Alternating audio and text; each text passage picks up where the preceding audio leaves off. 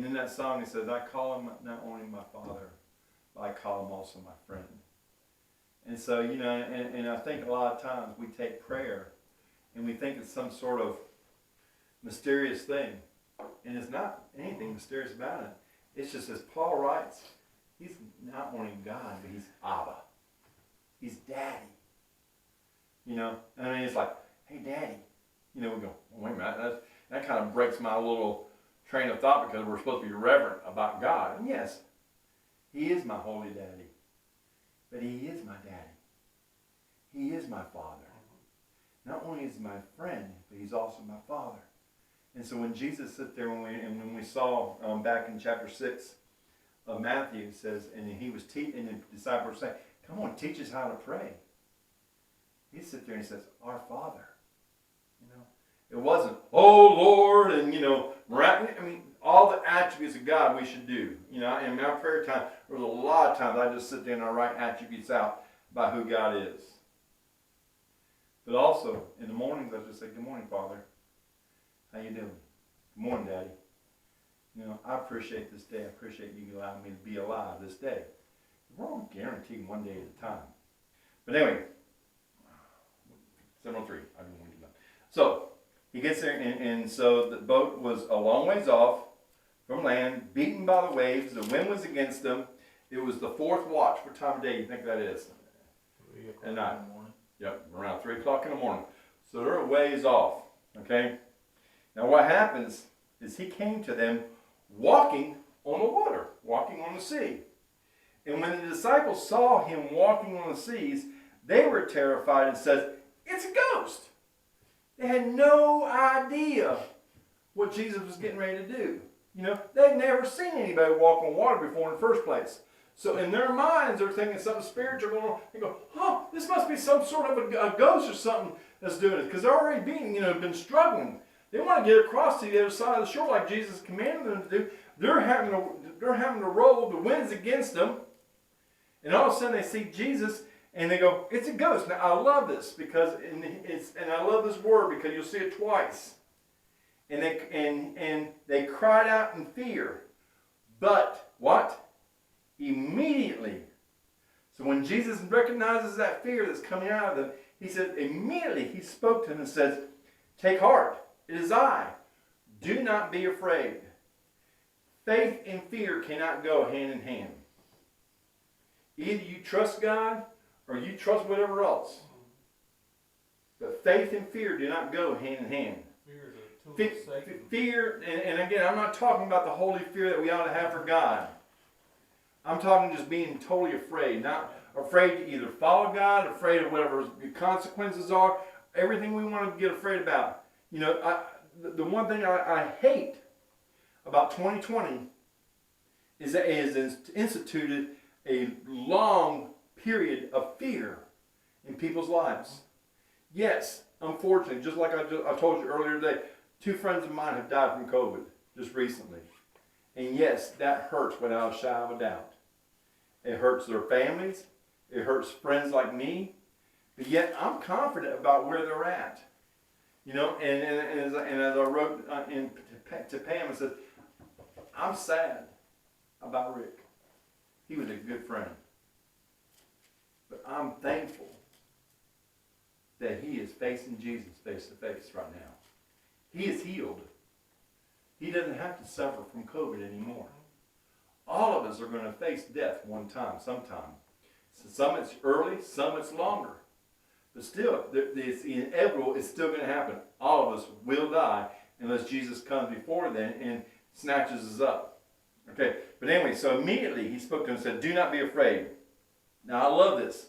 Peter, and I like Peter. Peter's one of these guys that just kind of does things out, and, you know, I think it's like he acts before he thinks. Hoof and mouth disease. Could be, in some respect. But you gotta admire Peter, because the first thing Peter says is, Lord, if it's truly you, command me to come out to you on the water. What does Jesus say? Come. I love that. Jesus is always asking us to come. You know, so Peter got out of the boat. He didn't think about it. Okay, yeah, all right. He took the initiative. Sometimes we don't even do that much.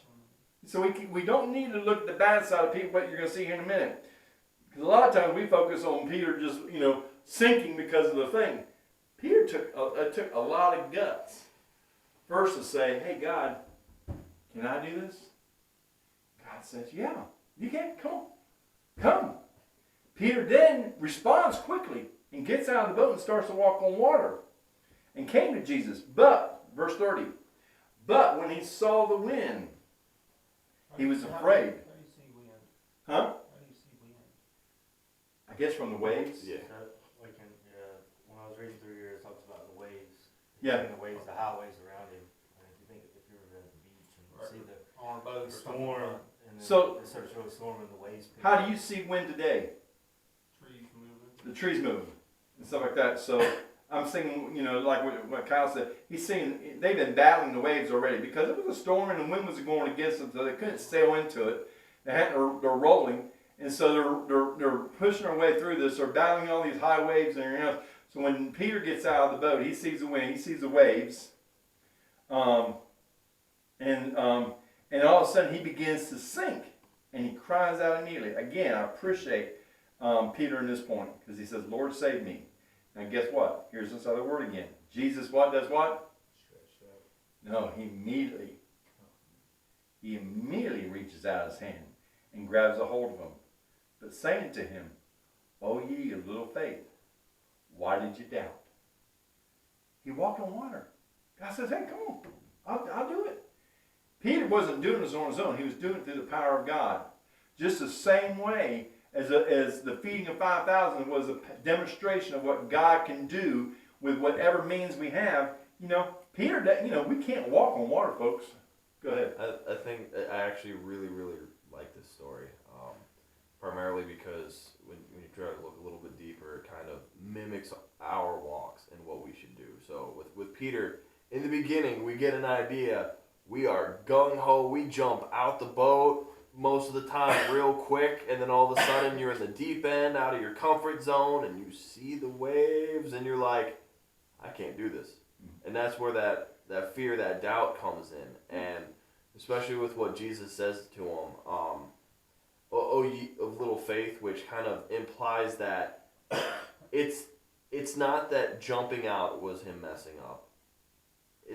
It was the fear, the doubt, and not putting, once you get into that deep end, it wasn't really Peter's. He knew that he couldn't do it on his own, which is why he asked. Right. So he was supposed to be trusting in God the entire time he was there, just like with anything that we do for God's kingdom. He's like, here's what I want you to do. And you're like, all right, I'm starting, but I don't know how to do that. And then these come up, and you can get swallowed by that fear and drown. That's right. But the other thing at the end that is really interesting is the fact that what does he do? He cries out to God. Mm-hmm. Even in that fear, he knows where his support is, his rock is. It's in God, and when he calls, it says he immediately stretched out his hand and helps him. And it's the fact that you can, even when you struggle and go through those issues on your life, you can call out, and he's going to be there to help you get back on. All you have to do is trust and call out to him. Both of these miracles, in a sense, are identical to each other. The feeding of 5,000, they're depending upon the resources of the world. Walking on water, Peter's going, man, you can't walk on water. And look at the waves and everything else. We get and we take God, when we take God out of the picture, God can't work through that. And so just as Josh mentions, yes, I love it. Like you said, Peter goes back realizing, even though I can't walk on water and I'm sinking, I've got to go back, hey, since you're the one that called me out to do this, God, help me out. I'm confident of this. Whenever God tells us to do something, it doesn't mean it's going to be a nice joyride to do it. And most likely we're going to fail numerous times. I have so many times. So I'm speaking from personal experience. But I know this without a shadow of doubt. When God calls you to do something, and despite our failures, if God calls us to do something, he's going to see it all the way through. It says in the Bible that the word of God never goes out void. There's a rabbit. I don't want to take a rabbit right now. I can do that real quick, but I don't want to do this because we're going to run out of time. So what happens is he tells them, oh, you little faith, why did you doubt? And that's a lot of times, you know, and it's very simple. Oh, ye of little faith. You know, where's your faith? Now, Jesus already told us, and we already read this last week, that faith of what? Of a mustard seed? Well, we haven't read that. And moves mountains. We haven't read that one yet. I'm sorry. But we found out that the kingdom of God is like a little mustard seed. And it can grow and it can sprout. God can do anything. There's nothing impossible with God. And so what happens now, if you read this in John, you'll find out that not only does they enter the boat, but, you know, when they got into the boat, the wind ceased. Now, before I read the next verse, what happens if you read the Gospel of John, not only when they got in the boat and the wind ceased, but guess what? They got to the shore. They were already at the shore by the time. So it's like God not only stopped the wind, but he pushed the boat to the land.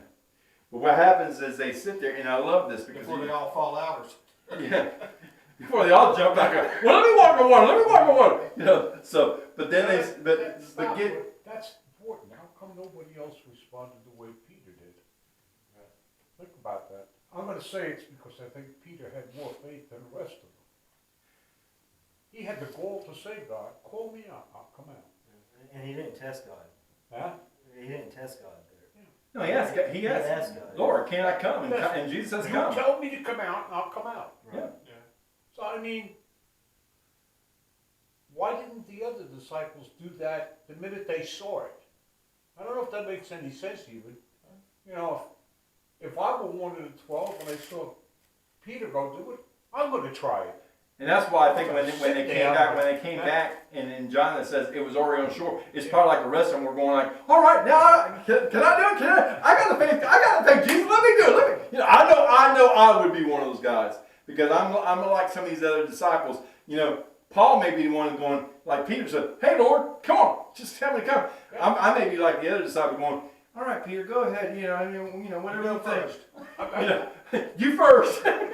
I guess it's because I keep saying in the back of my mind, the disciples had seen him do so many miracles. They had done so many miracles, and yet they still didn't get it. But watch this, because in verse 33 it says this, and those in the boat worshiped him, saying, truly you are the Son of God. Now I want you to go back into Matthew chapter 8, verse 27. They were facing a storm. Jesus was asleep in the boat. You know, these guys had just started to follow Jesus. And when they saw that the winds and the seas obeyed him and got quiet, their response at this time was to them, they said, what kind of a man is this? Even the winds and the waves.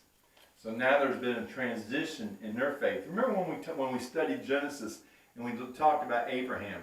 There was a transition and a growth in their faith. Okay, so now at this point, and it's going to be kind of a key point here, as you're going to see this later on in chapter 16. Now they're recognizing, it's not only are they just recognizing, what sort of man is this? Maybe he's a prophet. You know, they knew he was a prophet. They didn't quite fully grasp the whole thing that he was the Messiah. Some of them said early, yeah, he must be the Messiah, but you know, they just, you know, they didn't have a full concept of what was going on here. And so the first time when they're stuck in a storm and God removes the storm, the first time was like, what kind of a man is this?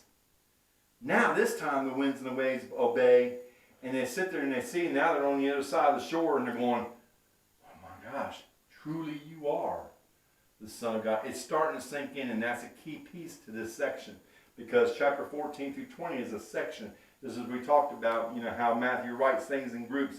The next several chapters, we're going to see how all the stuff fits together. So then Jesus goes to verse 34, and they crossed over and they came to the land of Gennesaret. And when the men of that place recognized him, they sent around to all the region. They brought him to all who were sick. And they implored on him that they might only just touch the fringe of his garment. And as many as touched it were made well. And it's a key piece in this thing. And I think it's kind of cool because up until this point in time, you know, God's been working. They see the miracles of feeding 5,000. They see the disciples see that he is the Son of God. Peter's walking on water, comes back. Jesus immediately saves him from drowning, brings him back. The boat's on shore, and then they get to the shore, and then what's happening? And you've seen this before chapter 14. Where was he at? He was in Nazareth. And what was happening? He couldn't heal as many. Right. He couldn't heal as many. Now he's over here on this other side of the lake, and these people recognize who he is, and they're going out, and they believe. And not only do they believe, but they're going out and they're telling everyone, they're grabbing everybody that's sick, anybody that had an infirmity, and stuff like that, and they're bringing him.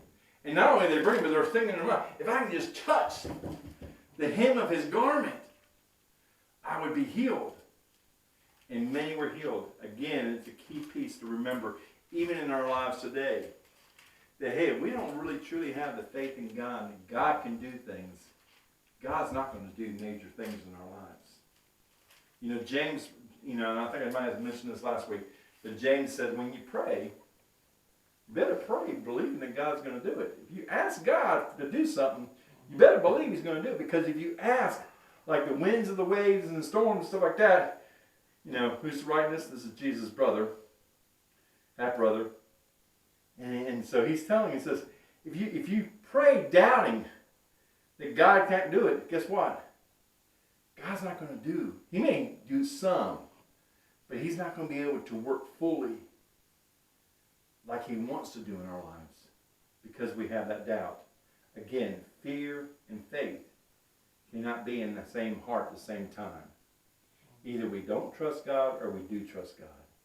Either we're not afraid to ask, to do like what Peter says, and actually go and say, hey, Jesus, can I do this? And I love it. They're like, well, no. Jesus, come. It was Peter who started to have the doubt. And so Jesus says, you can't have doubt and faith at the same time.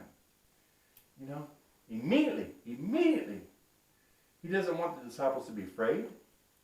He's not into a showboat game of, hey, look who I am and everything else. He's teaching his disciples. And in this section, as we continue on, he's teaching his disciples to truly now be the disciples that he wants them to be once he is resurrected. Any questions? We're going to go on chapter 15. We're going to see another feeding. This time it's going to be feeding